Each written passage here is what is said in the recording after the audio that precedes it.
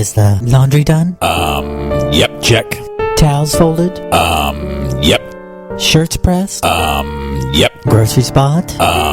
Yep. Dinner prepared? Yep. Paramania radio turned on? Well? Uh-oh. Don't let this happen to you.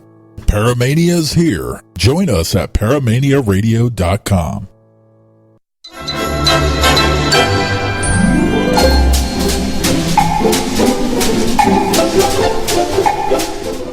Hold on a second. What do you mean the show is moving?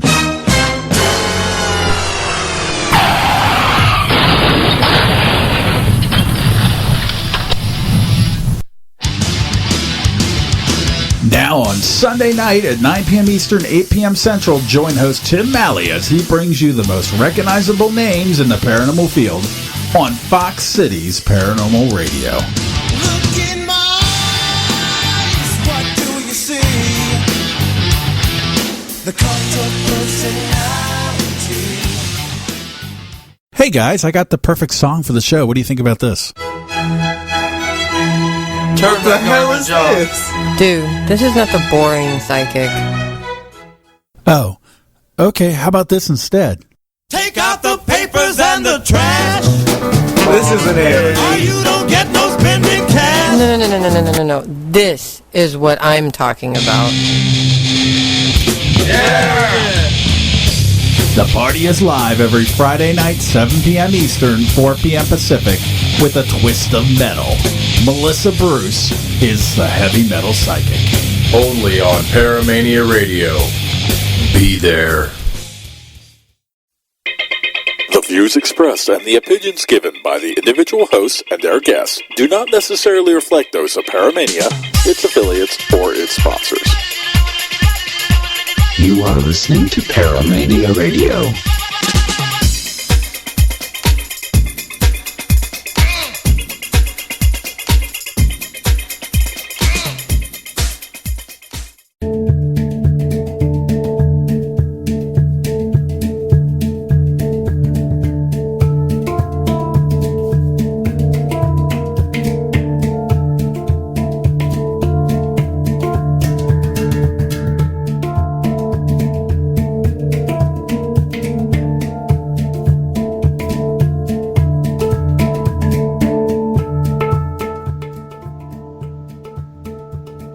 Hi, welcome again to Leo Bonomo on the Paramania Radio Show. So good morning, good afternoon, good evening, good night, wherever you happen to be in the world. Got a wonderful show for you today. The first hour, we're talking to Roy Stemman, who's the editor of Psychic News magazine, wonderful magazine, so I'm sure you've heard of it. So we're going to be talking to Roy, and in the second half, if you want to call in, readings, whatever you want, talk about anything, the number for the States is 919-2950-150. You can, of course, Skype us on Paramania Radio, and there is a chat room, so if you do happen to have any questions for Roy as well, that would be fantastic. So let's get down to business. Hi, Roy. Hi, Leo. Thank you for inviting me to be on the show. Oh, it's my very great pleasure. Very great pleasure. Okay, well, we've got one of the first questions that I tend to ask people is how you come into spiritualism. When did you first see spirit? That kind of thing. So, what's your story on that? Have you got a couple of hours? That's what I like. We have actually, but there you go. It's a longish one, but I'll keep it brief. Actually, it was flying saucers, UFOs, that accidentally brought me into spiritualism. As a lad, when I was a teenager, which was back in the 1950s, there were the headlines on the papers almost every day were about the latest flying saucer sightings, and I got very interested in that, the area of UFOs, and at the same time, I was pretty open-minded on various other things, and I saw a newspaper article by Air Chief Marshal Lord Dowding. Oh, yeah. who was a spiritualist, and it was about his seances during the war years when he received communications from dead airmen and was able to pass on messages to their loved ones. That was quite a revelation to me. But what particularly interested me was at the same time he'd spoken out about believing that UFOs were of extraterrestrial origin. And that coming from somebody who was in charge of the Battle of Britain and really saved us from Nazi invasion was, quite impressive. Anyway, so I was sort of hooked on both Dowding and his story and UFOs as well. And I happened to see a UFO, which I must tell you very quickly. I was doing my homework, and the television started flickering. And in those good old days, if there was atmospheric interference and the picture started breaking up, you usually got an announcer's voice saying, "Do not adjust your sets. There is atmospheric interference." And I thought, yeah, but I've read that UFOs can cause atmospheric interference. So I nipped out onto the balcony of the flat in which I lived at that time in North London, and looked up in the sky. And within about 3 or 4 minutes, a red light came slowly across the sky. So slow that it couldn't have been. It wasn't a shooting star. It wasn't a meteor, asteroid, or anything of that kind. Had it been an aircraft light, it should have been flashing, which it wasn't. And it was so large, it wasn't huge, but it was. Had it been on an aircraft, the noise from the aircraft would have been pretty deafening. So I filled in my report, sent it off to Flying Saucer Review, thought no more about it until the next night when the newspapers were full of stories of jets being scrambled from RAF Odium to chase an object that was seen over southern England. I remained hooked on UFOs, having had that experience. And then one day I walked past a newsagent shop nearby, and there was a copy of Psychic News sitting in the rack outside. I'd never seen it or heard it before. Went in, bought a copy. The reason I did that partly was because the front page headline was about UFOs as well. So another reason. No coincidences, hey? Exactly. A strange bit of synchronicity. And to cut this long story short, I then started writing occasional letters to the editor on the subject of UFOs. And Fred Archer was the name of the editor in Psychic News those days. And he asked me to go and see him at his office. And he said they liked my letter style writing. Would I like to report on a spiritualist meeting? And it was such a good offer. I said yes, although I have to confess that I walked up and down outside the hall where the meeting was being held a few nights later, pretty terrified about what I was going to find when I went inside. But anyway, I went inside. It was good fun. It was a very light-hearted but very evidential meeting, and I've never stopped writing about the paranormal and mediumship and spiritualism since those days. And that, I'm afraid to say, was almost 60 years ago. Yeah, time flies, doesn't it? I mean, I've seen UFOs as well at various times, and I know there are quite a few mediums very reluctant to talk about that connection, because as well as having maybe terrestrial guides, the normal type, if we can put it that way, some do have guides that are aliens or extraterrestrials, and so I do find that interesting that there's this common thread that runs through. Sorry, go on. I'm just going to say that I actually, to this day, don't know what it was I saw. I refuse to be adamant about it being extraterrestrial. It certainly wasn't a natural, normal phenomenon. I think the chances are that it was extraterrestrial, but I try to be as unless you can be sure of your facts, I tend to say, well, it could be, maybe it was, it wasn't. All I know is that I saw something, and then lots of people living in the south of England reported exactly the same thing as I did, which they described as a large red golf ball, was how they described it, which I thought was a very good description.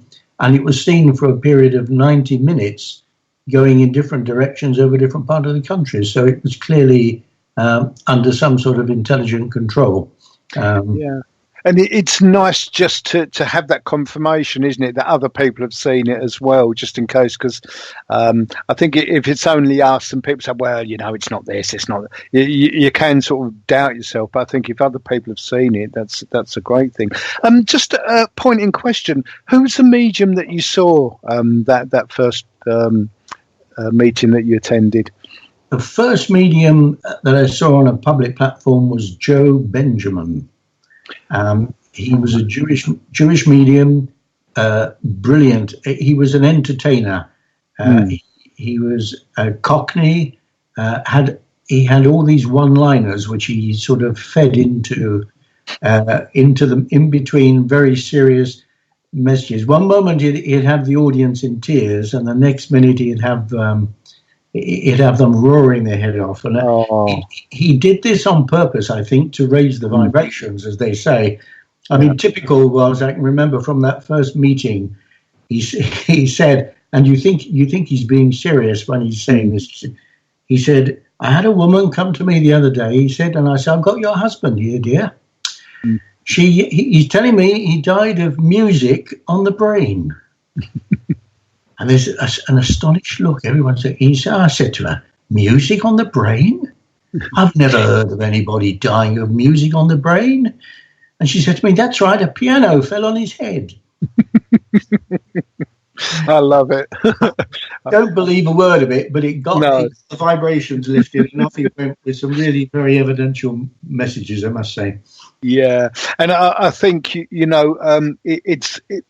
mediumship has to be evidential, doesn't it? I think sometimes it is too wishy-washy. What's the best evidence you've personally received yourself? The best evidence I received was not long after that, because somebody said to me, I'd reported a few of these public meetings, and they said to me, you're reporting what other people are receiving. Have you ever had a message yourself? And I said, no. And they said, well, you jolly well should have a sitting. Go and sit with a medium. And the best medium I can recommend is Bertha Harris. Now, this was a medium who was, I'd never heard of, but she was a very famous medium. She apparently gave sittings to Charles de Gaulle and to other statesmen during the war years. But anyway, she lived in Golders Green in North London, and I rang her. I never gave my name because she wouldn't have known it if I'd given her, but my name was appearing on the reports that were being published in Psychic News at that time. So I gave a false name, and I just turned up at her door, and the sitting lasted 2 hours. I got a lot of personal evidence. My father had died about a year before, and he gave me some very impressive bits of evidence. But she said to me towards the end of the sitting, she said, my guide's telling me that you are very skeptical, and when you leave here today, you will talk over what I've told you and the evidence I've given you, and you'll say that I've been reading your mind. Which is quite a feat in itself, isn't it, really? Yeah, which would be. And she was right, of course. That's exactly how I would have done it. So she said, well, my guide's going to give you something that you've got to go away and check. Because this is not in your mind, so I can't read it. She said, I've got a man here who tells me he's a journalist. Well, I'd only just come into journalism, so I didn't know any journalists that had passed on.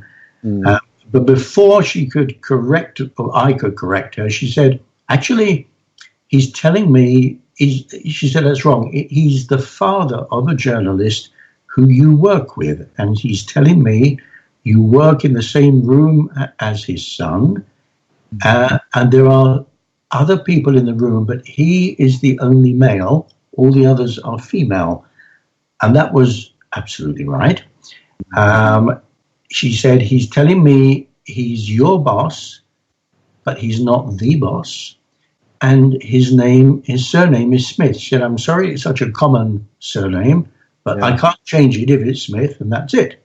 Well, I worked in an office with 5 other people, only one man, and he was the assistant editor, so he was my boss, and his name was Arthur Smith.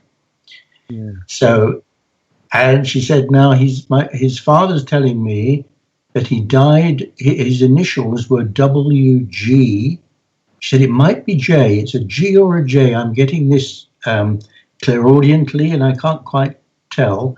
And he died of a lung condition.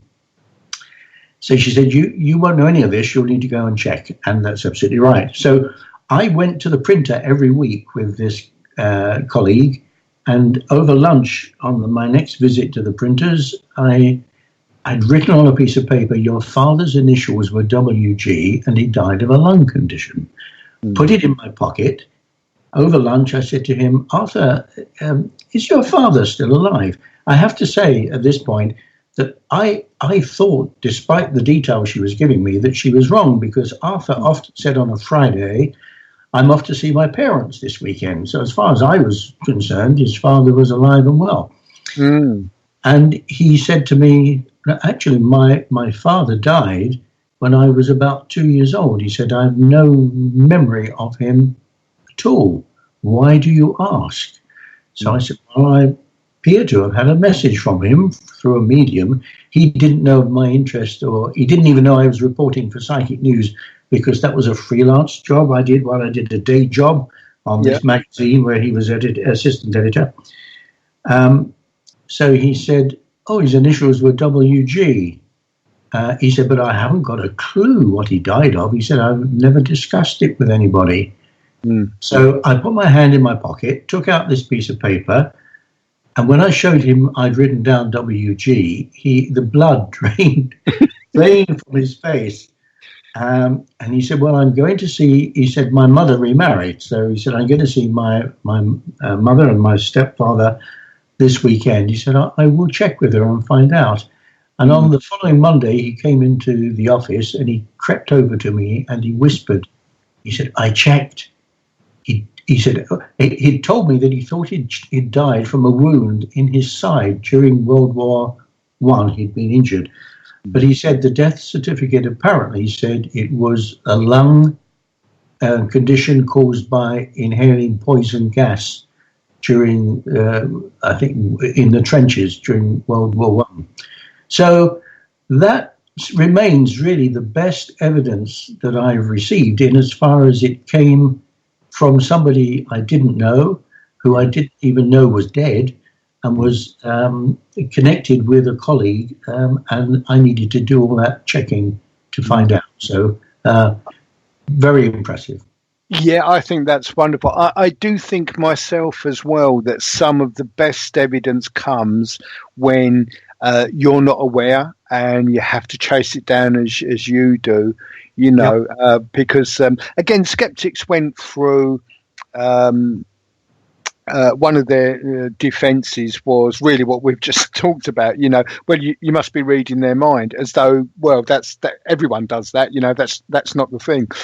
So I do think that not only has mediumship got to be evidential, but some of the best evidence, as I say, comes when you really have to chase it down. And I think the pity is sometimes people just don't bother. You know, they go, oh well, I don't know that, and they leave it, and they miss a golden opportunity. You know, sometimes I've done readings for people, and they've gone, yeah, I know that, and you know, I feel like saying sometimes, or I did say on one occasion, you're missing the point. The point is, apparently, how do I know that? You know, and they just kind of take it for granted. Well, yeah, I know that, and it's like, okay.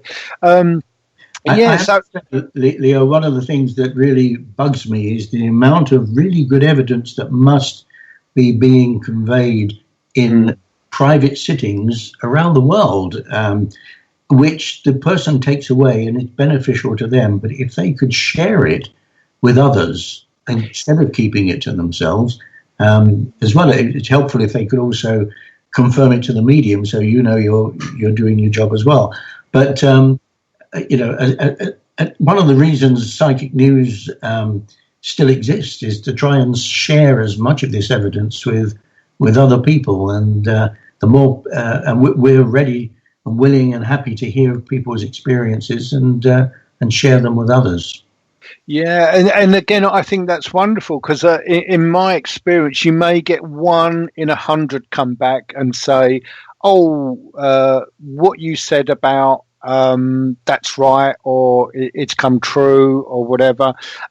So again, I think people are slightly lackadaisical, or they just take it for granted that you know what you're talking about. And of course, we never remember, and they just don't get back to you. So I think actually that's a very valid point there, and I think it's a shame that people do that. What do you think, as we've touched on the subject, about prediction as evidence? That's a very good point. Again, I had an experience in those very early days. I'd not thought much about prediction. But one of my colleagues who worked in the same room with Arthur Smith that I've already mentioned, a lovely lady called Trudy, she had a good friend who she'd worked with who was just an amateur psychic. She never gave sittings for money, and she just gave readings to different people. And Trudy, her name was Rini Askew, and Trudy said to me one day, "You must come over and have dinner with Rini. She'd like to meet you." She said, "I haven't told her much about you, so see what she gets for you." And so I went over with Trudy, and I'd hardly set foot through the door when she said to me, "Oh," she said, "there's change all around you. I can see change. Next year," she said, "you're going to be doing a different job. When the leaves are falling, you're going to be doing a different job." And I said, "I don't think so. I was just an editorial assistant. I mean, I thought I'd be in the job at the magazine, which was called The Outfitter, for probably another 6 years before I rose up the ladder." And she said, "Oh no, you'll be offered a job. And I see this little man, he's very active and he's going to offer you a job." And I said, "Oh, thank you very much." And I actually thought, "Oh, well, she doesn't know what she's talking about. Let's hope we have a nice dinner." So anyway, sure enough, about more than 6 months later, I was still writing freelance for Psychic News, and the editor by then had changed, and it was a man called Bill Neach. And I delivered a report of a meeting I'd attended to him, and I'd watched Stanley Porton, who was the medium, give some very good messages, and I'd listened to a man called Maurice Barbanel, who was the speaker, and he was the editor of a rival newspaper in those days. Psychic News was a weekly newspaper, and there was a newspaper called Two Worlds, and Barbanel was the editor of that.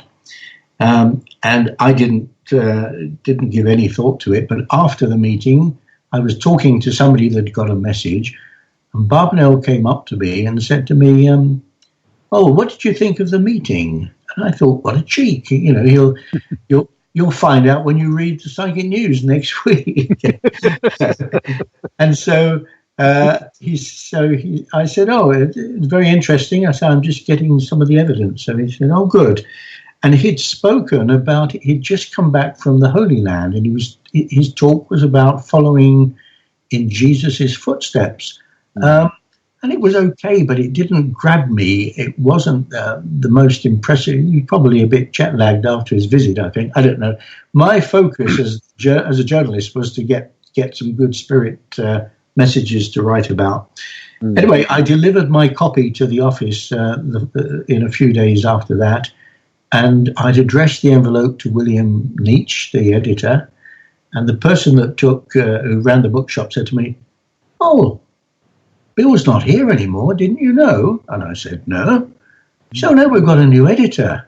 I said, "Oh, who's that?" And he said, "Maurice Barbanel." So that's why he'd come, and he'd obviously been told that I'd be reporting on the meeting. And again, to cut a long story short, I got the message that he would be asking me to go and join him on the staff of the paper. Yeah. And then I thought back to what Rini Askew had told me 6-9 months before, and her description of him was exactly right. The time was right. It was in the autumn. The leaves were falling, and here was a man out of the blue about to offer me a job, and I didn't like it. I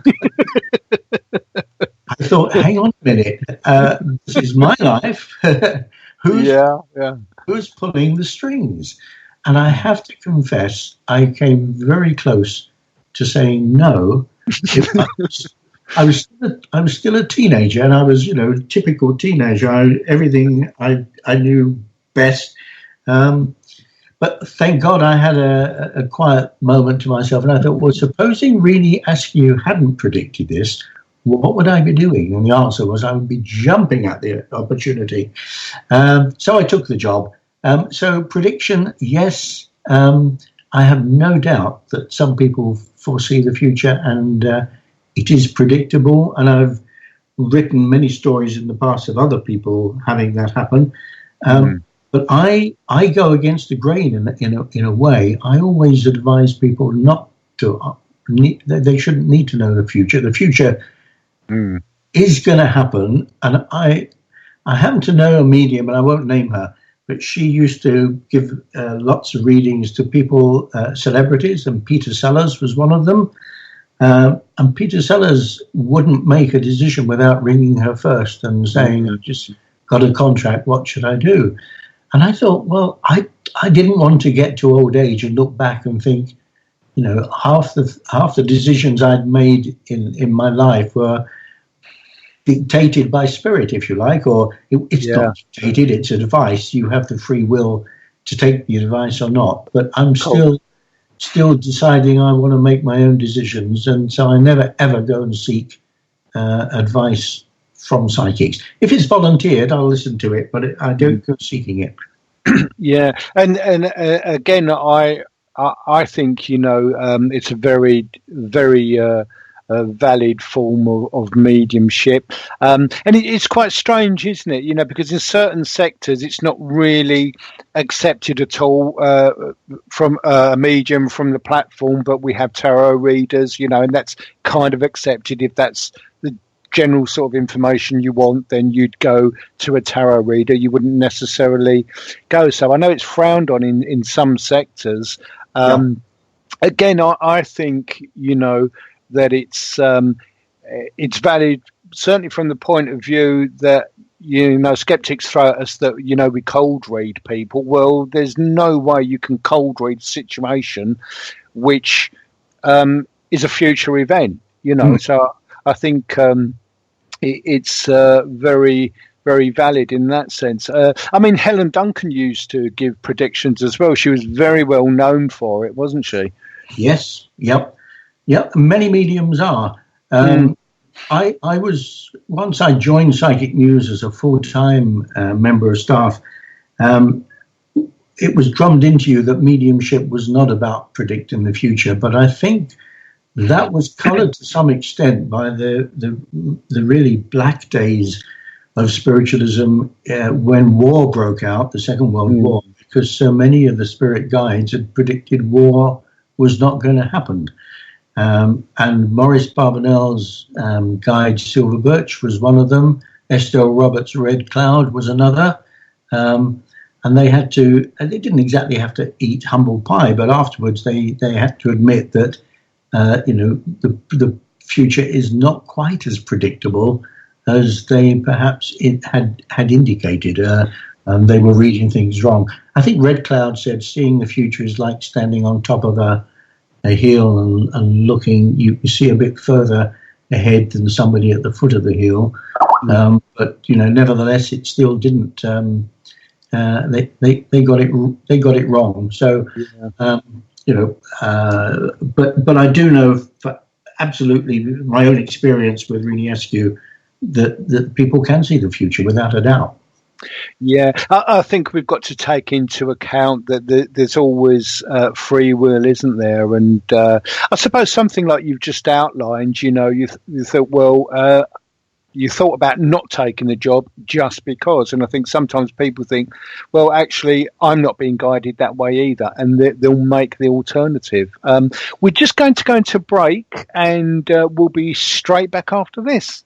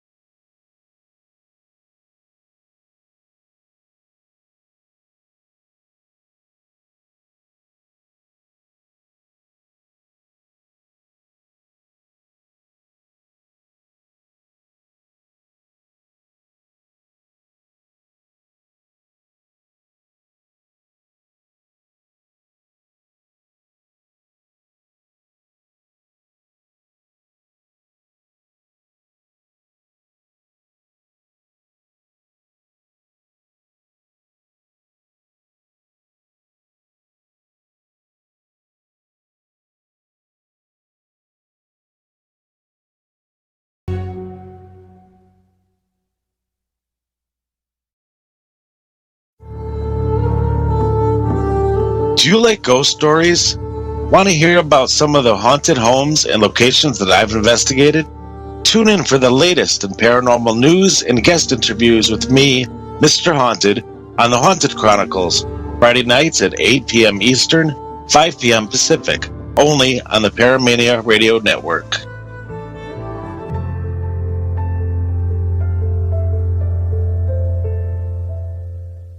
Hi, I'm Dr. Dave, host of Rockin' with Doc. Come join me to explore the world of music and let it drive your soul.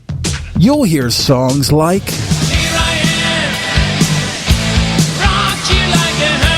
and this about some classics like this. No matter what you like, you'll hear it here. Now on Saturdays and Sundays at 8 p.m. Eastern, 5 p.m. Pacific. Join me every Sunday for the All Song Request Hour, where you, the listener, get to pick your favorite tunes. And Saturday for my weekly themed playlist.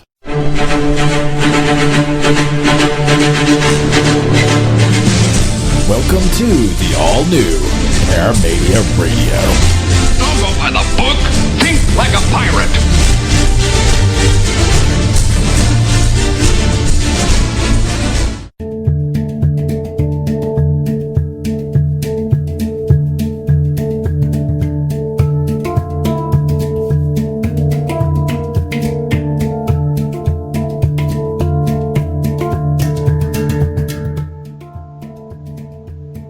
Hi, welcome back. We've got the wonderful Roy Stemman, the editor of Psychic News, the monthly newspaper, news magazine. I do apologise.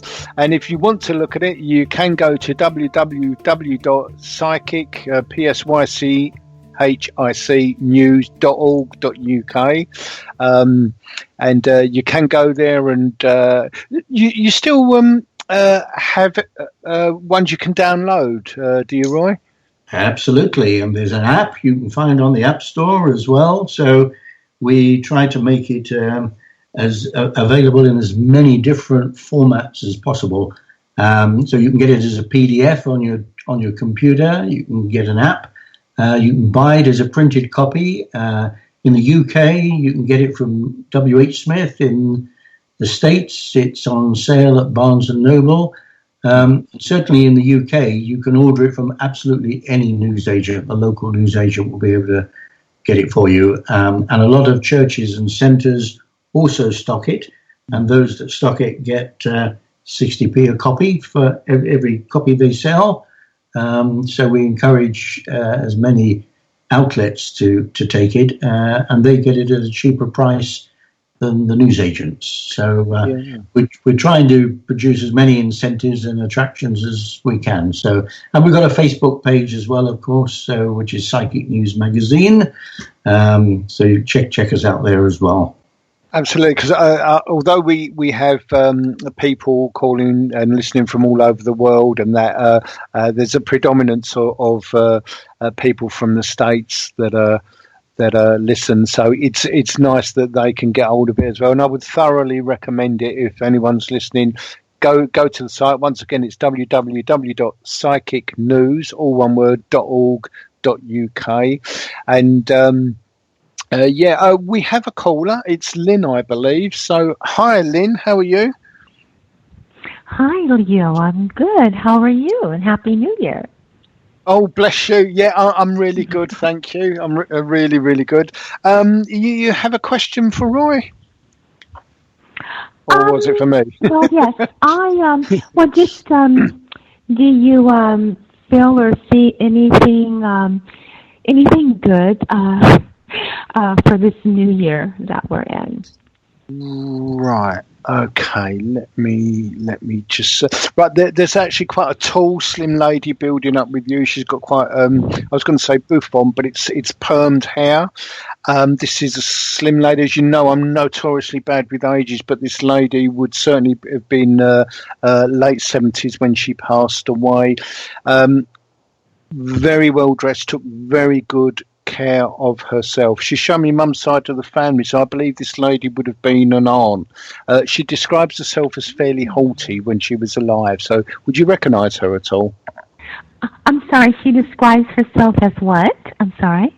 Haughty, so a bit sharp with people. A bit grumpy. Well, there's a number of them like my mother's house. Not to worry. At this time, I can't really recall yet. No worries. The message is sometimes the most important. I know that last year seems to have started quite well. There's a big dip in the middle. It hasn't quite recovered to up to Christmas. Would that make sense to you? Yes, it does. Yeah, okay. And she's talking about there being missed opportunities. So I think that these were opportunities that were more snatched away from you rather than you not taking them up. There seems to have been you read your horoscopes, don't you? Yes, I do. I'm very much. I really like astrology. Yes.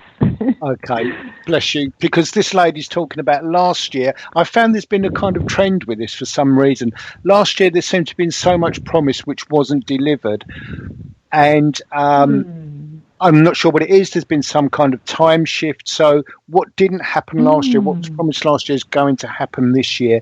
It's already started off, she says, by having a couple of things fulfilled already. Would that make sense to you? Yeah. Yes, it does. Fantastic. Yeah. And she's talking about this year, it's catching up. If we go back about 2.5 years, she's actually describing it as bland. So I know what the word means. I'm not entirely sure. Oh, yes, absolutely. Okay, fantastic. So this year is going to pick up a lot more. It's already started that way. She says you're going to finish ahead, and that's a reference to not only making more friends, because there's some that have been lost, but she's also talking about it from the point of view of finances. So there seems to have been a loss if we come up to October, November of next year. Would that make sense as well? Yes, it does. Yes. Okay, so that's going to be made up. Bless you. Have you any questions at all, Lynn? Not so much a question, but your guest, that whole topic is so interesting, and something I kind of have somewhat of an interest in. Where I live, the area where I live, it seems like there has been over the last, I would probably say maybe the last year, maybe 6 months, there seems to have been like a lot of activity that I kind of am aware of. And I don't know. What do you feel anything concerning that? Because I've been kind of aware of some things. What do you feel about that? Well, the word this lady's given me is disturbance. So I feel I don't exactly feel this is negative, but there certainly has been. Well, she's calling it a change in the atmosphere. So, but this is an area that's outside as well, isn't it? Yeah, actually what your guest was talking about as far as the activity in the sky, right, okay. She's talking about a disturbance there. I just haven't heard a lot of reports, but myself and there's another person that we talk about it sometimes, and we noticed it. This is what happened. We had this experience. We were sitting in my living room on a really, really bright, sunshiny day. I had beautiful trees outside my window. The blinds are open. We're just laughing and talking, very, very bright. All of a sudden, there's just like something just goes over it, and it's like covers, and it's just like completely goes like dim, like as though there's something between the sun and this area. You know what I mean? However, we didn't hear anything and we didn't see anything. And we stopped. We immediately stopped talking and looked at each other. And we're like, what just passed over? You know. And have you a question for Roy or on that or anything else? Oh, that's it. You know, that's does he, does he think that certain areas right now are experiencing more activities than others, or have things increased? Or I just find the whole topic fascinating.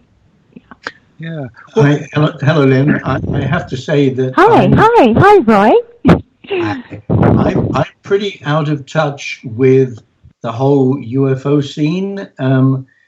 Having moved into the spiritualist world and the psychic research world, there is just so much activity there. Which I felt was a lot more. You could get your teeth into it if you like. In as far as you or I could go and have a sitting with a medium or a psychic by arrangement. UFOs, you just have to be in the right place at the right time to see one pretty well, and you never know when that's going to be. So I've got good friends that are very interested and are very involved in the UFO scene, but I can't give you an honest answer on that. I just know from past experience, they used to be called flaps. There'd be a flap over Washington, and then there'd be a flap over South England, and then there'll be one over Brazil. They just seem, once one person reports seeing something, 100 begin to see it. Why that should be, I don't know. And I don't claim to be an expert on the subject, sadly. Wow, okay, that's so interesting. Well, thank you, Jensen. Thank you so much. No problem. This lady, this aunt, she says you will find her, but take her great love and mine, honey. Thank you so much, Leo. Blessings. Have a great day. Bye. Bye-bye. Bye. Bye-bye. So one of your things, Roy, is a keen interest in reincarnation. So tell us a little bit about that and the books that you've got out. Sure. I need to explain how that interest came about, really. And again, it goes back to my early days with Psychic News. I joined at the invitation of Maurice Barbanel, as I mentioned. He was the founder of the newspaper in 1932. And for a period of time, he published regularly the teachings of a spirit guide called Silver Birch, who I mentioned a little earlier, whose teachings are pretty impressive, I have to say, and give a lot of in-depth understanding about the nature of life, death, and the hereafter. There are books by Silver Birch that are freely available, and his probably the cornerstone of his teachings is reincarnation. However, the medium for Silver Birch happened to be Maurice Barbanel. Now, Barbanel didn't reveal that in the early days because the teachings were being published in Psychic News, and he wanted them to be accepted and have a following of people that valued them for themselves rather than because they were being channeled through the editor. It's quite understandable. Yep. But Silver Birch's teachings eventually reached a very wide audience, and Barbie felt ready to reveal it. But the really interesting thing was that Barbanel himself did not believe in reincarnation. So in that respect, he was a typical old-fashioned spiritualist, if you like, because today I find that most mediums I talk to are at least open to the possibility, and often they have personal experience of recalling past lives. But Barbanel's argument was very simple. It was that every case that is reported of a memory of a past life could be explained by the overshadowing of us by a spirit of the person who had lived that life. So here we had a very strange situation of a medium who didn't believe what his guide said, although Silver Birch told Barbanel that, in fact, in a past life, they had agreed, when they were both in a past life, they had agreed that Barbie would be born when he was born, and that Silver Birch would be would channel wisdom through him. So, but he often quoted that story, but said he didn't know whether to believe it or not, because he had a different take on incarnation. However, this conflict led me to start looking into it a lot deeper. And I first of all, I began to wonder why spiritualists generally didn't believe in reincarnation.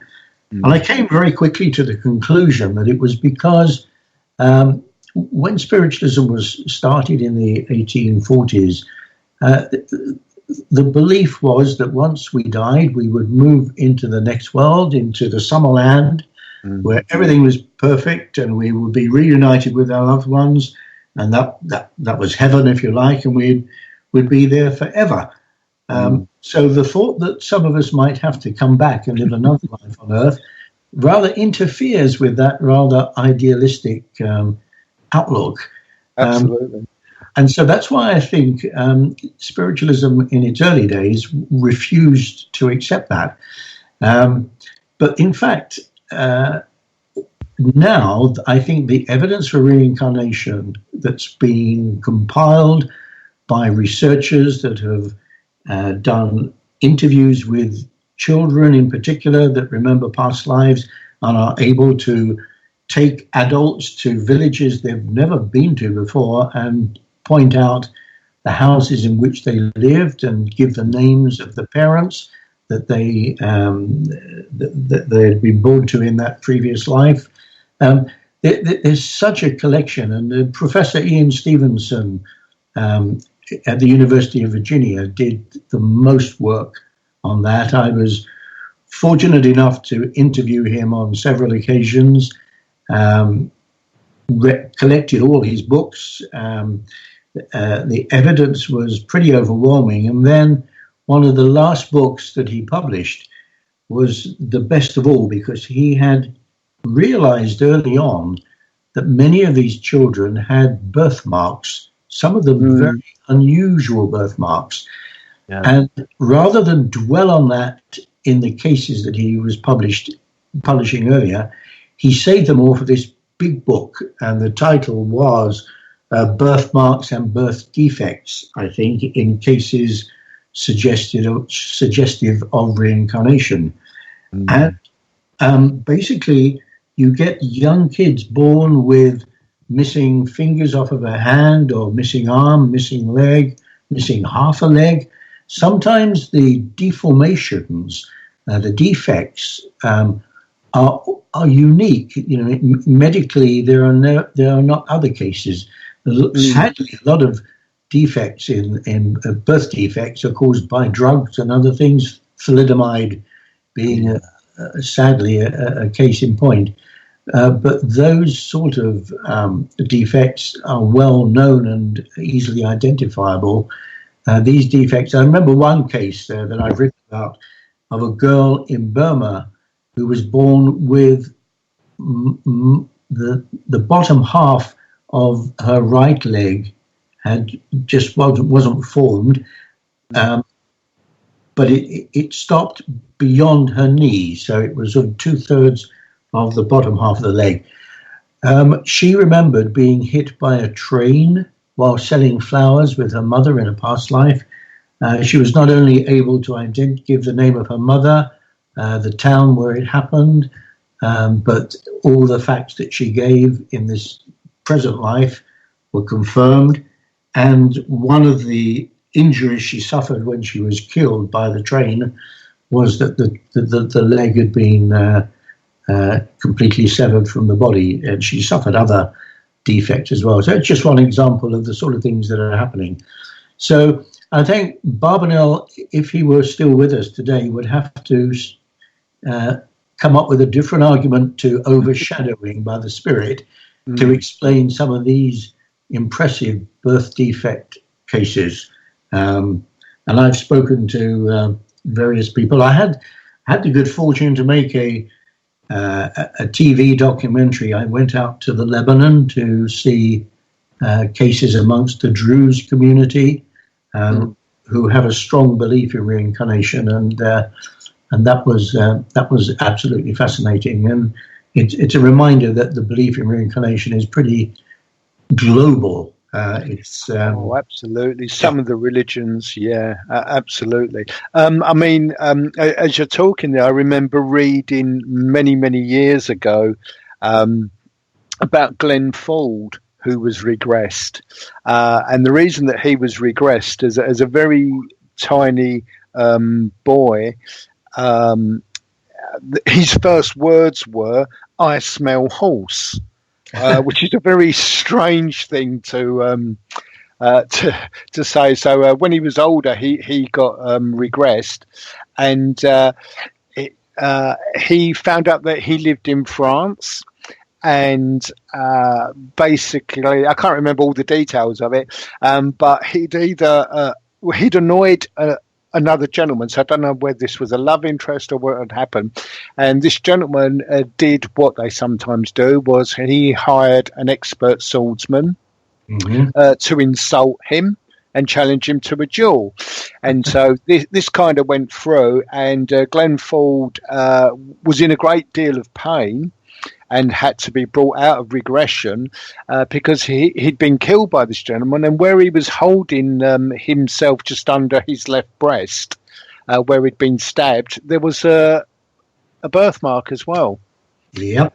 So, and you do see some very strange birthmarks, and I tend to look at them in a completely different light now. I've got a couple myself, and one is perfectly round and is probably about 1 centimetre across. To me, looks like a lead ball or something like that. I've had several past life flashbacks myself, so I find that hugely interesting. Tell us about the books that you have written. Right. Well, first of all, on the reincarnation theme, I've written 2 books initially, and then I was asked by an American publisher to write a third.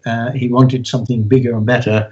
That's the most recent one, and that's called The Big Book of Reincarnation, which includes the Glenn Ford case that you just mentioned as well, as well as a lot of detail of the Ian Stevenson's research and other researchers' work, and also my trip to the Lebanon as well is all in the Big Book of Reincarnation. The other books, the very first book I wrote was a book on an English medium called Ina Twigg. Oh, yes. And she was a very remarkable lady, and I was fortunate to get the foreword of that written by the Bishop of Southwark, Mervyn Stockwood. Wow. So people often think that Christianity is against spiritualism and mediumship, but the Bishop of Southwark and some of the other clergymen at that time used to have regular sittings within Ina Twigg. And there was an American bishop, Bishop James Pike, who I also met and interviewed for the book. And he had very good evidence through Ina Twigg after his son sadly committed suicide. So some fascinating material in that. I also wrote some books in the early days for a large English publisher. One was called Spirits and Spirit Worlds. One was called Atlantis and Lost Civilizations. And one was called visitors from outer space, of course. So that was what got them. They first found me through my UFO interest, and then it spread into other things. So quite a few. And I'm started work, but it'll be with editing a monthly magazine. I don't have a lot of time for writing a book at the moment, but I have got one that's in the pipeline, which will be looking back over 50 years of my paranormal experiences. But we'll have to wait a year or more before that's ready to go to print, I'm afraid. Okay. We've got a question from a lady called Nell, and we'll go into a break, so we'll speak to Nell just after.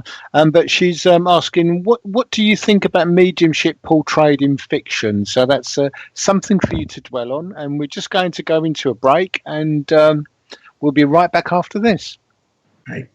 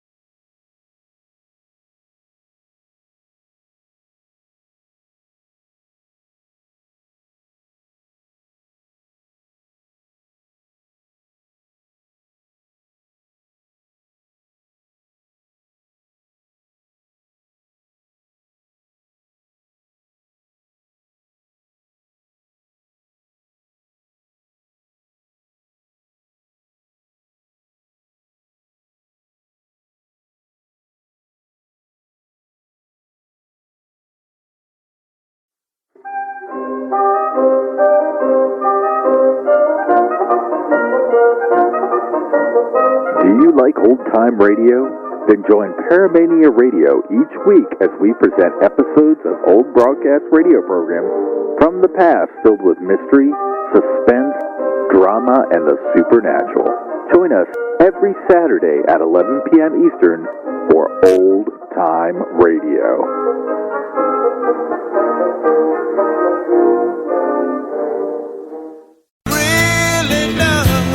Brock? I'm a little bummed since Tech Time ended. Yeah, me too. But you know what we could do to fix this? What? A new show. A new show? About what? About all things paranormal. Not just technology, but everything. Brilliant. What would we call it? Pair Time with Brock and Doc. Cool. And it could air on Sundays at 10 p.m. Eastern, 7 p.m. Pacific? Only on the Paramania Radio Network. Awesome.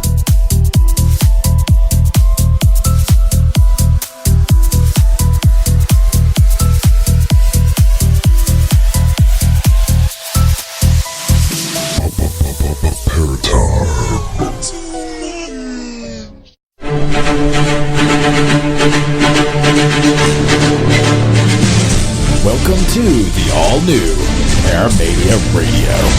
Don't go by the book. Think like a pirate.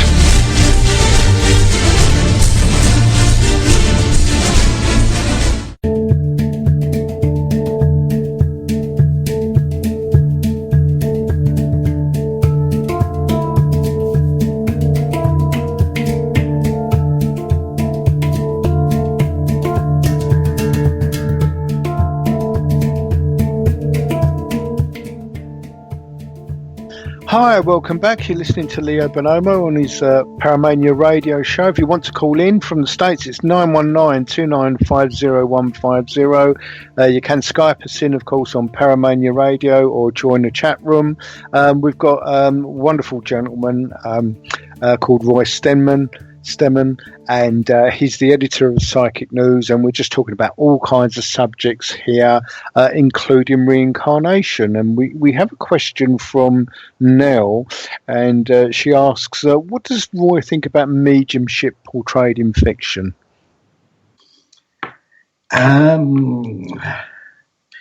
Fiction? Some of it's very Margaret Rutherford, isn't it? Okay. I actually, Margaret Rutherford had a keen interest in spiritualism, and was psychic, and I was pleased to say I met her on 2 occasions. She was a guest of honor at a Psychic News dinner dance in the days when we had big dinner dances. They no longer happen. And she also gave, I mentioned the first medium that I ever saw was Joe Benjamin. She actually appeared at one of his meetings to give a little talk. So she was very open to spiritualism. Loved her as an actress. And I think her portrayal of Blythe Spirit of a medium in Blythe Spirit was Madame Arcati was just brilliant. I loved it.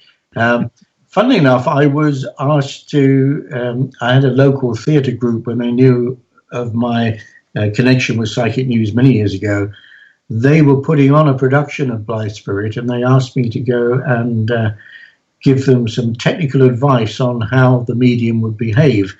But the reality is, of course, that mediums behave quite normally. I've had some interesting experiences like that, because you know what some mediums are like, and no pun intended, they waft into the medium's room, they waft onto the platform, and they disappear ghost-like and are never seen again. And I tend to go down and mix with the people, because sometimes they've got questions or whatever, which I love to answer. And I was talking to one lady, and she was staring at me, and she went, "You're actually quite normal, aren't you?" Which I kind of took as a great compliment, but it kind of underlined for me as well that sometimes, mediums, they just appear at a church and they disappear, and people have these strange ideas of what we are and what we do. Yeah. Well, I was of no use to the theatre company at all, because when I was trying to say, no, that's too theatrical, they said, no, well, this is a stage play. We've got to keep the audience entertained. So they really didn't want to hear any advice from me at all. The only thing I'd say, there have been enough good documentaries on television sort of portraying mediums actually doing their work. Some of the Street Psychics or the murder documentaries. Oh, Sensing Murder, yeah. That those mediums tend to be pretty down to earth and not theatrical, generally speaking. So I think the public at large has got a better idea of the way mediumship can work. And therefore, I think that will filter into fiction, and anybody that writes of a fictional medium in a way that's too outlandish would not get a sympathetic hearing. Having said that, there are always the exceptions, and you and I, Leo, could probably name one or two of those, but generally, people are very surprised at how normal mediums are. Because I've used the phrase on the show quite a few times. When people say this is like supernatural, and I say, well, actually, it's not. It's natural. It's how we are and how we should be. Because it is very normal. Yeah. On the subject of reincarnation, just briefly flipping back to that. I'm sure you've heard of, there was a TV program, there was a radio program, I can't get the archive footage of it, of the Bloxham tapes and Arnold Bloxham. Yes. Yeah. That was probably one of the first mass media programs that made people sit up and think. A lot of interest was taken. I think it was Prince Philip or somebody took keen interest in one of the recordings, and the voice of somebody that claimed to be a Cornish fisherman. The really interesting thing for me, having seen the program and listened to the recordings, is that most of the people being hypnotized were just ordinary individuals who suddenly seemed to be able to take on accents and voices quite unlike theirs, and to maintain it over a whole series of hypnotic regressions. However, I have to say that in itself, sadly, is not evidence that they are being taken back to a past life necessarily. And there was one of the subjects that was who probably produced what appeared to be some of the best evidence. It was shown later that much of it was from fiction that she had read as a young woman and completely forgotten about. But the subconscious had retained it all and had woven it into a new story, which seemed to make a lot of sense and had some historical facts correct, because the fiction that she'd read was based on an actual period of history and real people. Some very keen-eyed researchers noticed that one of the things that was very strange was she claimed to be she claimed to be the maid of a historical figure. And she talked about working for him and what she did, and him and his wife. And they noticed that she didn't mention any children at all. But yet, in his life, he had something like 10 children. You could not have lived with him and not noticed them. Yeah, 10 something else, isn't it, as well? And then they discovered someone had written a novel some years later in which he was a central character. Again, he was a historical character, but they didn't include any of his children in the story because they got in the way. It was a love story or something, I don't know. Yeah. And that's how they very quickly realized that she had read that particular book, and it was that on which her regressed memory was based. So there this is one reason why I tend to be very cautious about reincarnation cases that are based on hypnotic regression. To me, the most evidential ones are when it's a young child that's born, has memories from the moment they can speak. They haven't been exposed to any books or television or things that might colour their mind, and yet they're able to give very good evidence. Yeah, there was a book called Life Before Life, and there was a young boy in there, I think he was 5 or 6, and he used to draw meticulous and accurate drawings of the inside of fighter aircraft, which he said he'd flown. And again, that's kind of, what would I'm sure he was 5 or 6. What kind of experience would he have or retain? He may have got into a fighter jet, but he wouldn't know where all the dials were and their functions and that. I can't remember.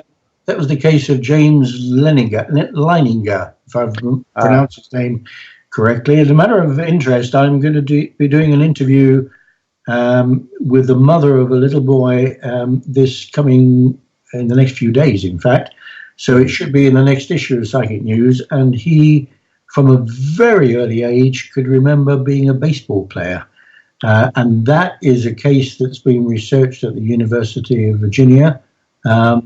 And it holds up. It's a fascinating case. So whetting your appetite for the March issue. Oh, fantastic. So, yes, and again, and I'm sure people are interested, it's www.psychicnews.org.uk. So you can get it on online, download it as a PDF or whatever. That will be fascinating. That will be absolutely fascinating. Moving on slightly, what do you think about physical mediumship and how evidential it can be? And there's been quite a recent case with a particular medium that we can name, Gary Mannion's. What do you think of physical mediumship as far as evidence is concerned? When it's genuine, I think it's probably the best and most convincing form of mediumship. Unfortunately, it's extremely rare. Some of the accounts in the archives of mediums like Helen Duncan and others, the descriptions of what people encountered, sometimes 20 or so different materialized spirits appearing at a seance, being recognized by the people there, recognized by their appearance and recognized by what was said in the conversations, would be almost impossible, I would say, for anyone to fake, particularly when you're talking to someone that sees a materialization and they've had a conversation, and that person then slowly disappears down into the floor until there's just a head visible, and then that is sort of pulled back behind the curtain into the medium's body. However impossible all this might seem, there are very, very good eyewitness accounts to these sort of things, and testimony from very trustworthy witnesses as well. On the other hand, there are some very dubious mediums, in my view, these days, and one, as you already mentioned, was caught with a video recording, which was done with infrared during a darkened seance,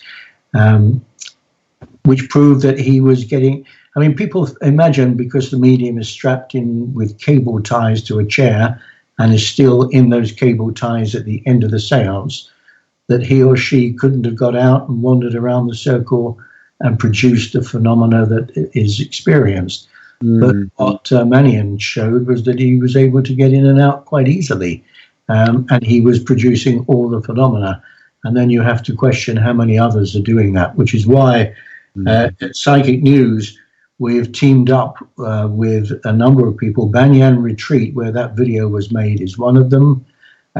We're teaming up with an association in America run by Jock Brocas. Jock's a good friend of mine, yeah.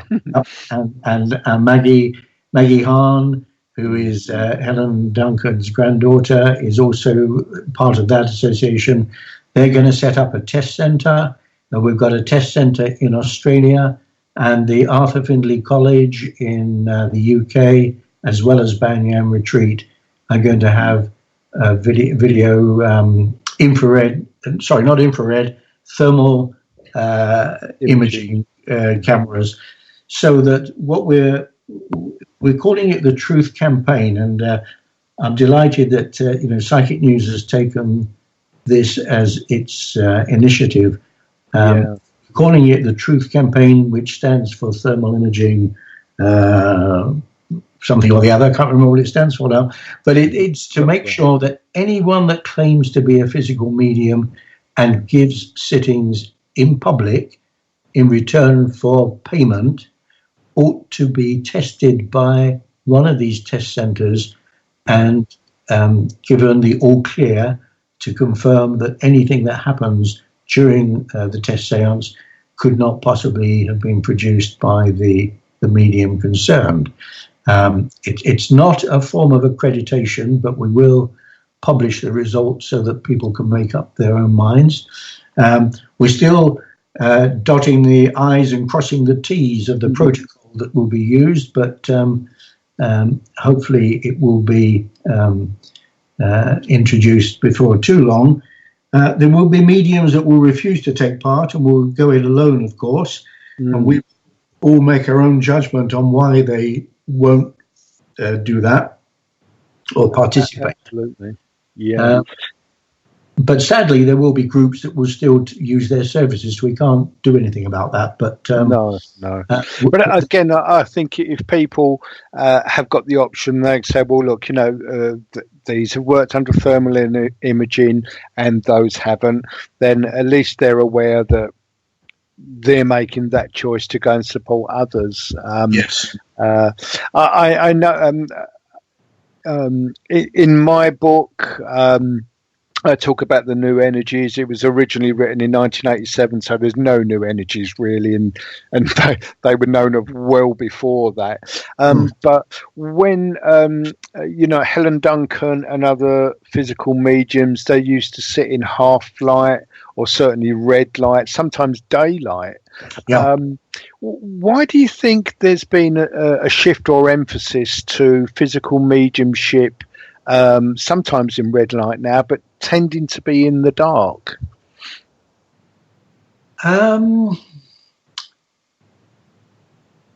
Difficult to answer. I mean, a lot of them have been held in the dark with intermittent use. I know I sat in the early days with a couple of direct voice mediums. Leslie Flint, for example, always sat in the dark. But there was nothing to see, but it was because there was a voice box produced but he needed that to be produced, and then the voices were heard. But I sat with a couple. The light would be put on under the instruction of the guide, and then it'd be switched off again. For me, that just gives an opportunity, if there is any jiggery-pokery going on, for the under darkness, anything can happen. Yeah, absolutely. Now, I have every sympathy with the mediums that say that their guides say it's got to be done this way, but the reality is that thermal imaging is not going to stop any phenomena occurring, because it's non-invasive. It's purely picking up the heat of the body, and it will be just picking up the fact that the medium has sat in the chair the whole time. And it would pick up the heat signatures of all the sitters as well. So you'd be able to see easily that no one else is getting up and making the movement as well. And then if trumpets still fly around the room or things get levitated, then we'll know that was genuine. But the moment you have lights going on and off for different periods of time, it may be necessary, but if it is, thermal imaging would do away with that. And personally, I don't see that there is that need at all. Yeah, I think that thermal imaging is a great idea. You know, we need to validate what we do as much as possible. I know that there have been some instances of physical mediumship in daylight, or at least half light. I was fortunate enough one time to sit with Leslie Flint in his house in the attic in Hove, and that was in half light. Everyone could see each other very clearly. That was towards the end of his life, and I think, I'm not entirely sure, it might have been 5-6 years before he passed away. I think he passed away in '93, and so that was the first. I was just wonderful to be invited and to see him, and so I saw him in those conditions and didn't think much of it. But of course, having read his history, I know it was in the dark, but I think he developed to that extent where he could 99 times out of 100 at that point he was physically awake as well, because he used to be completely unconscious, didn't he, when the voices came through in the early days. Yes, and then that developed. Yeah, and he actually conversed with the voices sometimes. So yeah. When I was there, he was joining in the chat as well. It's just a marvelous thing to see. Unfortunately, I think his partner at the time, I got a recording of my sitting, which was stolen by some builder out of my basement. But his partner didn't keep any of the tapes. They just reused them, which I think was a great shame. But there you go. Okay, so I must tell you, Leo, one of my very earliest experiences of physical mediumship in London was with a medium called James Gardner many years ago. And I was invited up to the cabinet. There was a red light above the cabinet, and all that you ever saw was a face, a head come out, which was at the same height as the medium, I have to say. And what was supposed to be ectoplasm, and then he apparently dematerialized from the feet up to the middle, but it looked to me like he was just collecting up the ectoplasm, as it was. Anyway, I was not convinced. I told him afterwards that I was not impressed that it was physical mediumship, and I'd be writing about it in Psychic News.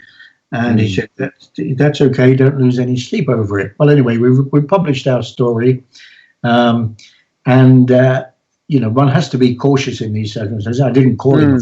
I just said there was no evidence that it was genuine physical mediumship. And he was so affronted that he where was he? He lived up near Liverpool somewhere and ran a church up there. And he called the local newspaper and asked them if they would like to come and witness one of his physical seances and bring a photographer. And the photographer was allowed to take some pictures at certain times, including his semi-dematerialization from the feet upwards.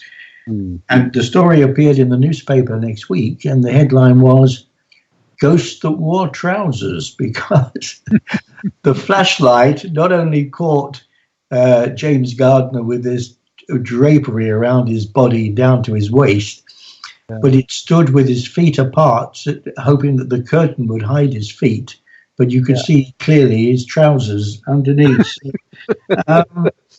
It taught me very early on not to accept some of these what appear to be marvelous things without having pretty strong evidence. Yeah, and I think that's when you get the evidence, and that's how over time you're convinced. I know that you've got to go. It's been wonderful talking to you. So if anybody wants to look at the papers again, it's www.psychicnews.org.uk for the magazine. It comes out monthly. I've enjoyed this interview immensely, and I know lots of people will. So thank you very, very much, Roy, for coming on. It's been my pleasure, Leo. Thank you very much for asking me, and hopefully our paths will cross again soon.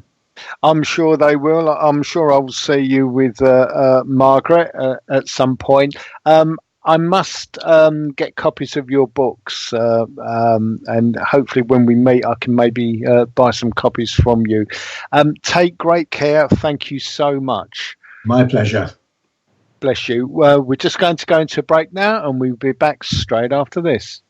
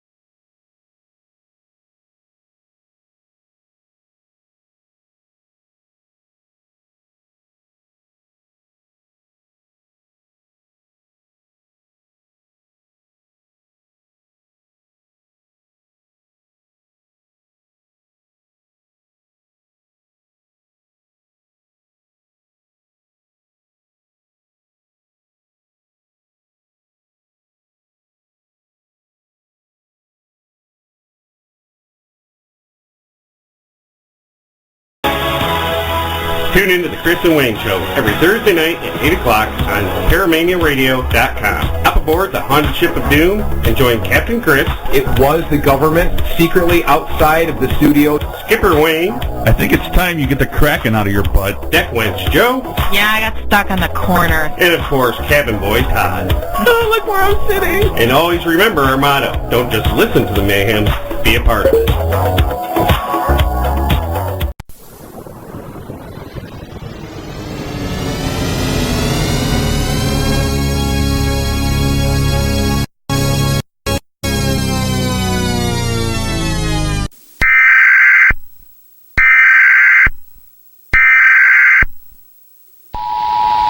test of the Emergency Alert System capabilities. This test has been initiated by National Alert and Warning Authorities in coordination with Emergency Alert System participants, including broadcast, cable, satellite, and wireline participants in your area. If this had been an actual emergency after the attention signal you just heard, you would have been informed that you missed Fireside Chat with Mama D on Paramania Radio. Fortunately, this was just a test, so join Mama D Angel every Monday at 9 p.m. Eastern, 6 p.m. Pacific on Paramania Radio. We now return you to your regular programming. You are listening to Paramania Radio.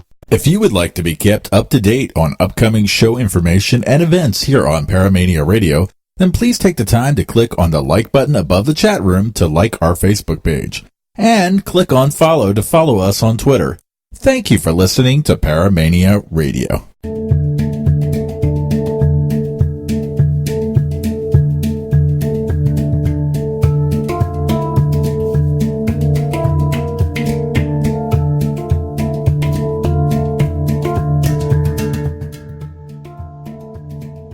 Hi, welcome back. Well, I hope you enjoyed that. I had a fascinating interview with Roy Stemman, editor of Psychic News, and again, you can find it on www.psychicnews.org.uk, and you can download it, you can buy it, all various ways of getting it.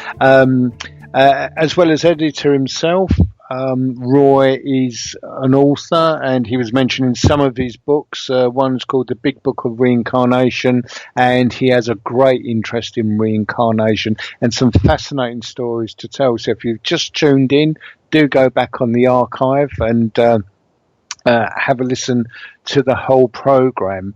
Okay, so if you have any questions or interest in reincarnation yourself, and you want to call in, please do. It's 919-295-0150, or you can Skype us on Paramania Radio, and so get in touch with us. If you want a personal reading from myself, you can get me on www.leo-bonomo.com, so you can get me on there, and you can also get me on Facebook, my own Facebook page. So that's something that you might want to do. You might also be interested in my book called Summerland, which was totally produced by Automatic Writing, which is something we didn't really get round to talking about, unfortunately, with Roy. I'm very lucky to get him. He's a very, very busy man all the time. And Summerland was written, as I say, by Automatic Writing. So essentially what would happen is Spirit would take over. I would physically be out of it, unconscious, and they would take my hand with a pen in it and write, and depending, sometimes it would just be a few sentences, sometimes a paragraph or two, sometimes there would be pages of writing, and I would wake up at the end of it or be brought round by Spirit and read it back for the first time. And that's how the book was written. So if you're interested in that, it covers an awful lot of subjects. Of course, reincarnation is covered. The subject of cot death is covered as well, and some of the reasons for cot deaths. And you may be interested to know that some souls that are very new to incarnating into this world, they find it quite difficult. Because we don't seem to, because we've got so used to our bodies, we don't feel the weight, we don't feel the awkwardness of it and the limitations of it. And if you're talking about limitations, it takes us more or less a year just to be able to be strong enough to walk and to have some kind of control over this body. So if it takes us a year, and after that, of course, we have just got used to this body and the way that it moves. So we're not aware really of how bulky it is, how constricting it is. And so some souls that want to incarnate, they will just take it gently a bit at a time. So they may incarnate for a few hours, few days, few weeks, few months, or whatever, and learn enough at that point, and then come back at another point to stay longer. So that may be an interesting aspect for you. To give some sort of example of that, when I have gone into trance myself, which I do sometimes when I'm teaching, or at other times, notably if I'm doing an address in a church before a demonstration, the addresses are inspired and there's some degree of trance there. Sometimes I do have to just get a very good grip on the handrail so I don't fall over.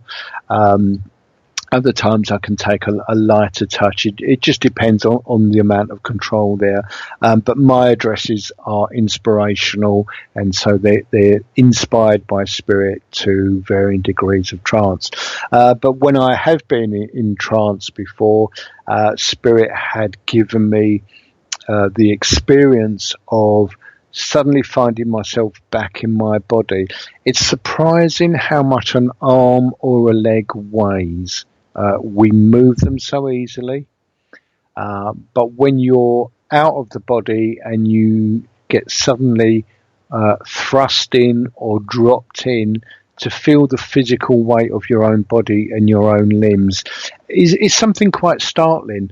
One of the other things as well is that when a spirit comes into your body to take over for the purposes of trance, you may also be interested to know that for them, this body is very gross, very heavy. They actually feel when they're in the body as though they're suffocating. So trance from the other side is quite something for them to get used to as well. You know, we see films like Ghost where they jump into bodies and jump out, and you know it's all like, well, this is very natural. Of course, I was human, so that's fine. I think if you've been out of the body for any length of time and you are a guide or a tutor or even a communicator to somebody and they want to step into the body, we have this idea that it's very easy, very natural to do, no big deal, no problem. It isn't like that. Usually those that have been in spirit would have been in spirit for some time. They need training as well. They need to know what to experience, how the whole thing works, how they can animate this body, animate the vocal cords, begin to learn to use the eyes again. So it's not just a question of how it appears in films, which is kind of a question that Neil brought up about the depiction of mediums in film. It's not the way that it appears in films. If we've been in spirit for any length of time, we need to get used to the body again. It is a completely different experience from being born, because that's a gradual process. We're in the body, we're kind of locked in, and we're here for the duration, whatever duration that would be. We're locked in and we have to get used to the bulkiness, the needs of the body, obviously eating, etc., and the way it works and how we can physically stand, just for one thing, is quite something to learn. That's quite different from being gradual and growing up and being used to the body to being in spirit, placed in the body. It's a whole different experience. So hopefully that sheds some light on those on that particular part of the subject.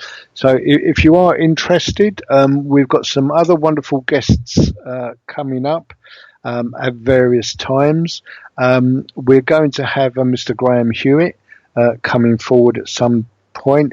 Again, a very interesting man, a medium in his own right, and connected to the SNU. Graham's a friend of mine too, so we'll be having him. We're going to have Margaret Hahn on as well. We have lots and lots of guests which are going to be lined up. So if you have any kind of questions on this subject at all, you know where to find us. Okay, I want to mention a second book of mine called A Book of Thoughts. Both books you can find on Kindle, both books you can find on Amazon and buy. A Book of Thoughts is exactly what it says, really. It's thoughts, observations, and poems from spirit. And so there are different connections as to different aspects of life, different conditions, and explanations. So if you fancy that, then certainly we can... you can find that on my site, or as I say, you can find that through Amazon. Okay, I'm just going to see if I can get actually a copy of my own book. If I can find it. I've lost it. I was just going to try and read a poem or two. Just bear with me for 1 second. I think I shall try and find this. So, if you're interested in development, I've got a development class going. If you live anywhere in and around Bedford, in the county of Bedfordshire, then the book just flashed up then, and for some reason vanished. Okay, hold on. We're just going to. Okay. Right. I'm just going to read a poem. Now, this may be of interest for you because this is about, it's connected to Abraham Lincoln. Right.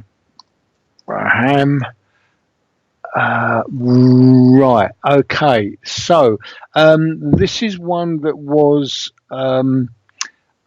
inspired through spirit. So this was totally written again by automatic writing, and hopefully I can read it as it's meant to be read. I don't read poetry.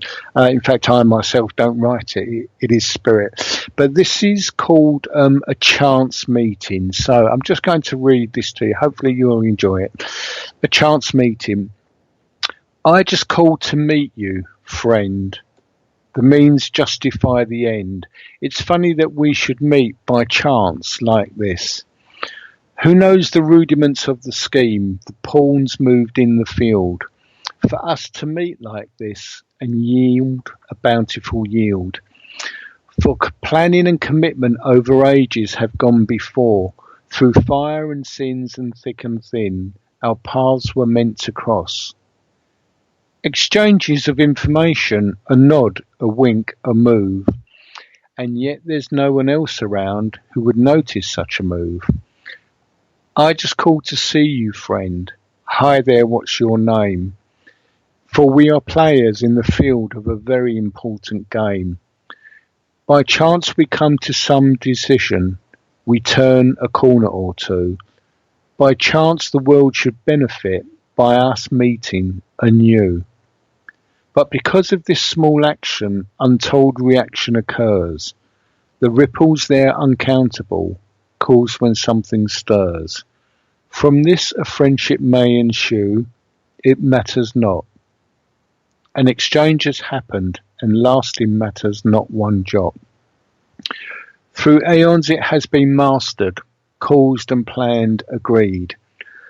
For us to meet this way, for the greater need. Small pieces in a greater plan that for now we cannot see.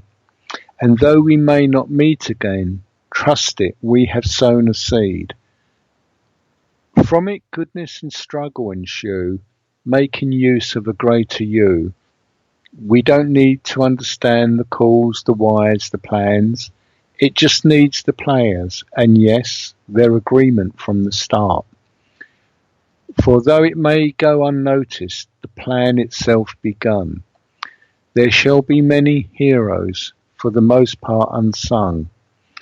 The world shall keep a-turning with its millions here intertwined.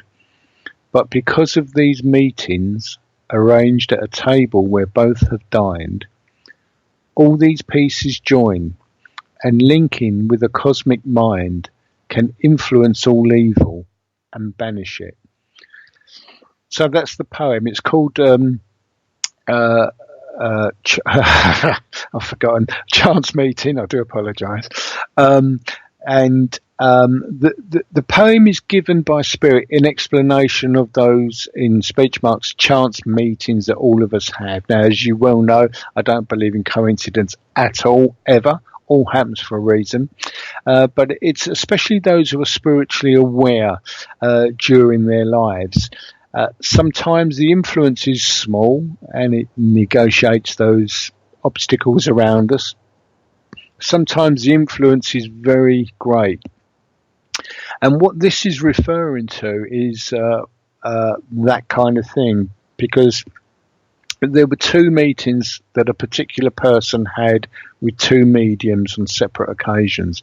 And in fact, that person sat with the medium Nettie Colborne Maynard, and that person so that led to that person being directly influenced by Spirit. Now, what ensued from that was the formulation of the emancipation of the slaves, and that person was Abraham Lincoln. Now, you may know that Abraham Lincoln was fairly psychic himself. He had sat with mediums. He had also predicted his own death and had had quite a few experiences. So he wasn't a stranger to this kind of thing. And as I say, he did predict his own death. So Nettie Colborne Maynard actually wrote a book, and it's called Was Abraham Lincoln a Spiritualist? And this was first published in 1917.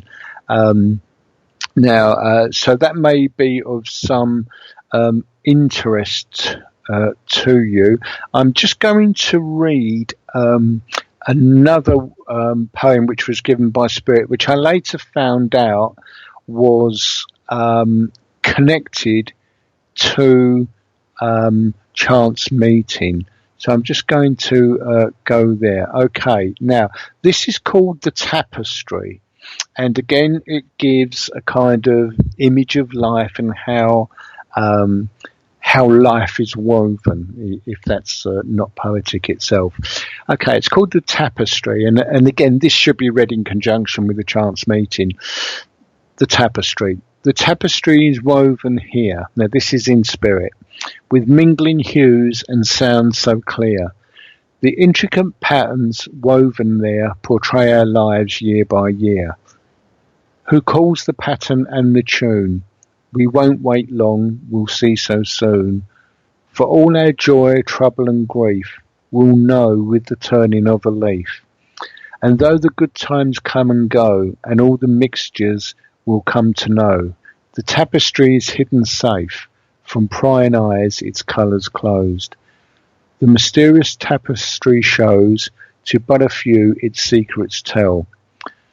But who can say, though they know full well, the colours of its beautiful hues? I've misread that, so I do apologise. I've misread that slightly. Our lips forbade... I'll do that again.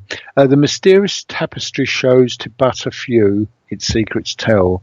But who can say, though they know full well, the colours of its beautiful hues? Our lips forbade to tell the news. For its surprises we must bear, and all its fruit with good cheer. The tapestry is woven fast, and for many years will last, till each of us our own will see, and find the truth of our destiny. The pattern rises, falls and swells, and the many stories that it tells will come to light, but who knows when? Not you nor I, that's for sure, will not hear the closing of the door, but who will care, for we will see the wonderment of the tapestry. Now that's basically a an example of how the tapestry is woven. So that is us in spirit deciding what examples we want, what experiences we're going to have. And whilst we are very aware of it, obviously, when we're creating our life plan, much of it is hidden for us while we're here. And so this is the reference to our lips forbade to tell the news, and its surprises we must bear. So hopefully that is something there that you would be interested in. The book Summerland also has a poem. So what I'm going to do, quite indulgently, I'm going to read you Summerland itself.